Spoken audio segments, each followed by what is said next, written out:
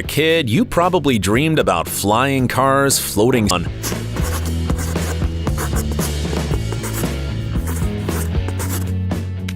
Supersonic fighter jets are flying all over the world today. But what about supersonic passenger planes? This is a very complicated topic. You probably heard about the innovative Concorde project, which existed until the beginning of the 21st century, but the high costs and safety problems have constantly complicated the operation of such class aircrafts, and the terrible Concorde jet crash in 2000 ended the whole story. A similar project, the Tu-144, also closed because of its high cost and a large number of accidents. Since then, nobody in the world has dared to launch a supersonic passenger airliner into the sky. But instead of an airplane for 150 passengers, why not make one for 15? Now, for a moment, let's transport ourselves to the Star Wars universe.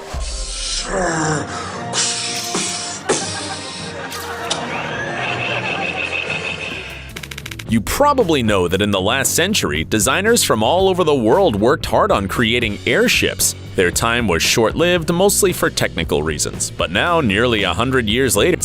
And of course, the entire transportation cycle should use only alternative energy. And ships will no longer be bought, but leased instead. Looks like we can forget about the search for the mysterious Atlantis, because soon we will have our own underwater city. At least the heads of the Japanese company assure us that their project Ocean Spiral is. However, the project will cost as much as $26 billion. But that's not all the ideas we have from Japan. The same company has come up with another promising project, a floating city. Most of its living space will be located in a single building, a giant tower about 3,200 feet high. So it'll be higher than the Burj Khalifa skyscraper, which still has no rivals in the world. The tower will be able to accommodate about 30,000 people, not bad for a small city. The giant building will be standing on a huge base that resembles a water lily, and those who do not want to live in a skyscraper will be able to stay in mansions in the coastal area. And of course, this futuristic city will produce minimal harmful emissions. Everything here will be powered by the sun, the wind, and the waves.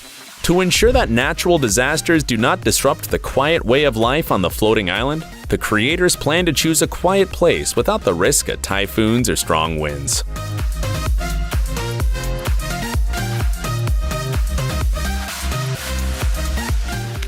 To be more respectful of nature, we need to take inspiration from it. That's what Airbus aircraft designers thought when they came up with this aircraft. Well, now that humanity is inventing port stations in space, underwater yachts, and air hotels, the time has finally come to fleet. Time to get back to the present. That's it for today, buddy. Tell us in the comments which invention you'd like to see with your own eyes. Don't forget to like the video, and don't miss the next one. See you soon. You like movies, but don't always find a couple of free hours?